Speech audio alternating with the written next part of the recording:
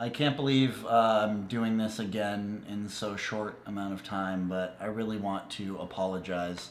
Last week's video was not good.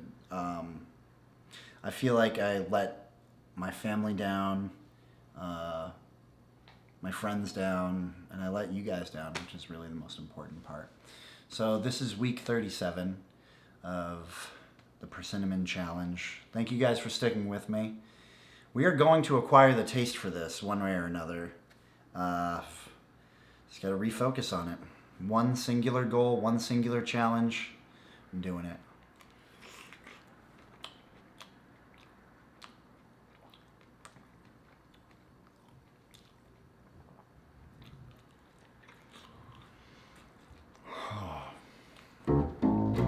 Jory's on a mission to acquire a taste for persimmons.